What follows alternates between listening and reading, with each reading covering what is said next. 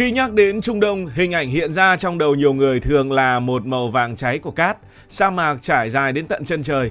Nhiệt độ mùa hè có thể vượt ngưỡng 45 độ C, thậm chí là có những nơi chạm ngưỡng đến 50 độ C. Có những vùng nhiều năm liền không có một trận mưa đáng kể. Những con sông lớn gần như không tồn tại, ngoại trừ hệ thống sông cổ xưa chảy qua khu vực Iraq mà chúng ta vẫn gọi là Lưỡng Hà.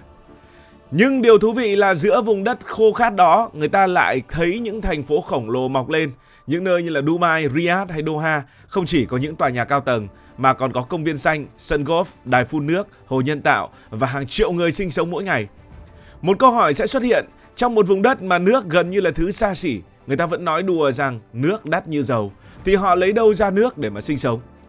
Câu trả lời khá bất ngờ, Trung Đông gần như không tìm nước theo cách truyền thống của chúng ta, đó là đào giếng và lấy nước. Họ sản xuất nước bằng công nghệ, nhờ dầu mỏ, tiền bạc và kỹ thuật hiện đại. Các quốc gia vùng vịnh đã biến những điều tưởng chừng không thể thành những chuyện bình thường. Nguồn nước quan trọng nhất của Trung Đông ngày nay đến từ biển. Điều này nghe có vẻ kỳ lạ vì nước biển mặn thì không thể uống được. Nhưng công nghệ hiện đại cho phép họ tách muối ra khỏi nước. Quá trình này được gọi là khử muối nước biển. Nguyên lý cơ bản khá là đơn giản nếu hình dung theo cách bình dân. Nước biển được bơm vào hệ thống lọc cực mạnh, sau đó nó đi qua những màng lọc siêu mỏng. Những màng này chỉ cho phép phân tử nước đi qua, còn muối và khoáng chất thì bị giữ lại phía sau. Kết quả là phía bên kia màng lọc sẽ thu được nước gần như tinh khiết. Công nghệ phổ biến nhất hiện nay gọi là thẩm thấu ngược. Áp lực nước đẩy qua màng lọc với sức ép rất lớn, giống như ép nước xuyên qua một tấm vải cực kỳ dày nhưng chỉ cho nước đi qua. Các nước vùng vịnh đã xây dựng những nhà máy khử muối lớn nhất hành tinh. Ví dụ Ả Rập Xê Út hiện là quốc gia khử muối nước biển lớn nhất thế giới. Mỗi ngày, nước này có thể tạo ra 7 đến 8 tỷ lít nước. Một nhà máy nổi tiếng có tên là Ras Al Khaimah có công suất hơn 1 triệu mét khối nước mỗi ngày. Lượng nước này đủ cung cấp cho hàng triệu người dân trong các thành phố giữa sa mạc. Như vậy là Trung Đông đã tìm ra cách để biến nước biển thành nước ngọt. Tất nhiên quá trình này cực kỳ tốn năng lượng.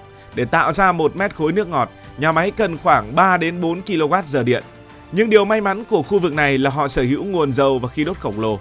Chính nguồn năng lượng rẻ đó giúp họ vận hành những nhà máy khử muối khổng lồ suốt ngày suốt đêm. Nói vui một chút, có thể hiểu rằng Trung Đông đang dùng dầu mỏ để nấu nước biển trở thành nước ngọt. Ở nhiều quốc gia Trung Đông, đặc biệt các nước nằm quanh Vịnh Ba Tư, nước khử muối biển chiếm tỷ lệ cực kỳ lớn trong tổng lượng nước sinh hoạt.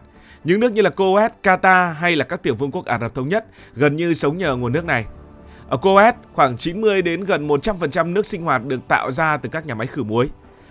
Qatar cũng tương tự, phần lớn nước uống và nước sinh hoạt của người dân, ước tính khoảng từ 95 đến 99%, đều bắt nguồn từ nước biển sau khi đã được xử tách muối. Tại các tiểu vương quốc Ả Rập Thống Nhất, tỷ lệ này cũng rất cao, khoảng 80 đến 90%. Điều đó có nghĩa là những thành phố như là Dubai hay Abu Dhabi, nước chảy ra từ trong vòi, thực chất ban đầu chính là nước biển. Ở Ả Rập Xê Út, tỷ lệ khử muối trong sinh hoạt đô thị chiếm khoảng 60 cho đến 70%. Ả Rập Xê Út thậm chí là quốc gia khử muối nước biển lớn nhất trên thế giới bởi vì họ có diện tích lớn và họ có dân số đông so với những nước kia. Mỗi ngày sản xuất hàng triệu mét khối nước ngọt từ biển. Nguồn nước này sau đó được bơm qua hệ thống đường ống dài hàng trăm cây số để cung cấp cho những thành phố nằm sâu trong sa mạc như Riyadh chẳng hạn. Vậy trước khi công nghệ khử muối xuất hiện thì họ lấy đâu ra nước? Thì trước đây các quốc gia Trung Đông dựa vào một số nguồn nước khác nằm sâu dưới lòng đất. Đó là những tầng nước ngầm khổng lồ, thường được gọi là nước hóa thạch. Cái tên này nghe có vẻ khá đặc biệt, lý do là bởi phần lớn lượng nước này được hình thành từ hàng chục nghìn năm trước khi khí hậu khu vực bán đảo Ả Rập còn ẩm ướt nhiều so với hiện nay. Thời kỳ đó nơi đây không phải toàn sa mạc như bây giờ mà có nhiều vùng đồng cỏ và mưa nhiều hơn.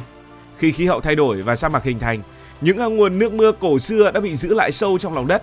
Chúng nằm trong các tầng đá ngầm giống như những hồ nước khổng lồ bị chôn dưới cát.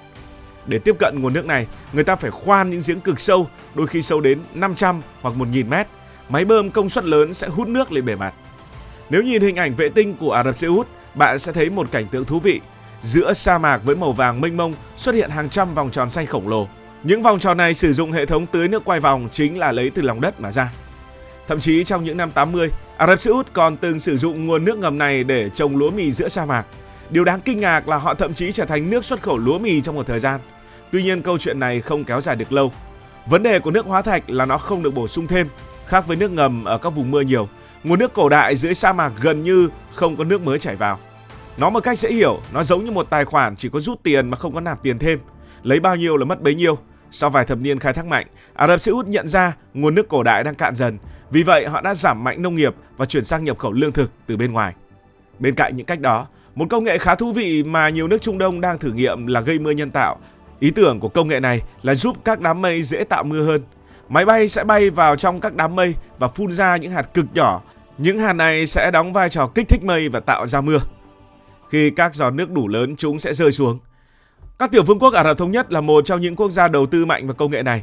Mỗi năm có hàng trăm chuyến bay được thực hiện để kích thích mưa. Tuy nhiên cần hiểu rằng mây nhân tạo không thể tạo mưa từ bầu trời hoàn toàn trong xanh. Nó chỉ có thể tăng lượng mưa khi trời đã có sẵn mây ở trong khí quyển. Dù vậy, trong một khu vực khô hạn như Trung Đông, chỉ cần tăng thêm một chút lượng mưa cũng là rất đáng giá. Có nước để dùng rồi thì cách dùng của các nước Trung Đông cũng rất hợp lý. Ở Trung Đông, nước quý đến mức gần như không được phép lãng phí. Một trong những giải pháp quan trọng nhất đó là tái chế nước thải. Nước từ nhà vệ sinh, bồn rửa, nhà tắm hay nhà máy đều được đưa vào các hệ thống xử lý hiện đại. Tại đây, nước sẽ trải qua nhiều bước lọc khác nhau. Ban đầu các chất rắn và rác thải được loại bỏ. Sau đó vi khuẩn được sử dụng để phân hủy các chất hữu cơ. Tiếp theo là các hệ thống màng lọc cực nhỏ để loại bỏ tạp chất còn lại. Cuối cùng, nước được khử trùng bằng tia cực tím hoặc hóa chất.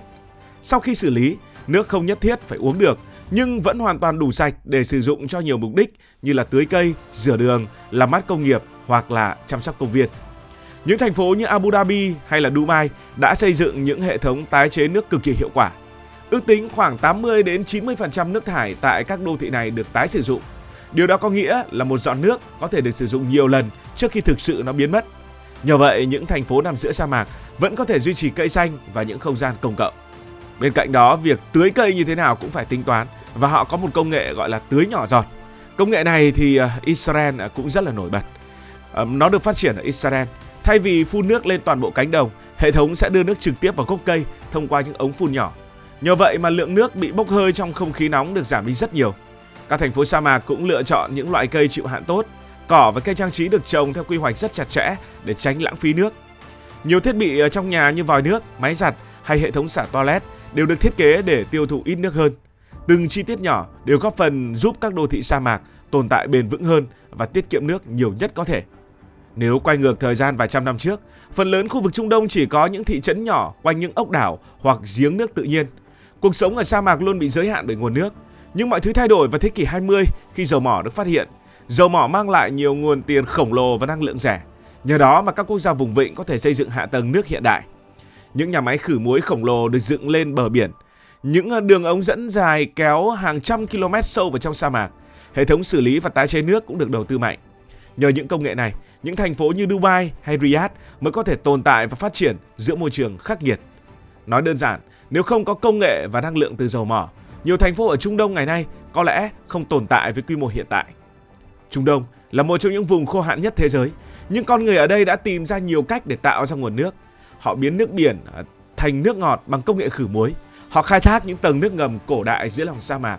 Họ tái chế nước thải để sử dụng nhiều lần và họ thậm chí còn kích thích mưa từ những đám mây. Tất cả những biện pháp đó kết hợp lại với nhau đã giúp những thành phố hiện đại có thể tồn tại giữa vùng đất tưởng chừng không thể sinh sống. Nói vui một chút, Trung Đông có thể không có nhiều nước tự nhiên, nhưng nhờ dầu mỏ, công nghệ và tiền bạc, họ đã học được cách tự sản xuất nước cho chính mình. Cảm ơn vì đã quan tâm theo dõi câu chuyện này. Nếu cảm thấy thú vị, bạn có thể nhấn nút đăng ký kênh, bật chuông thông báo và chia sẻ.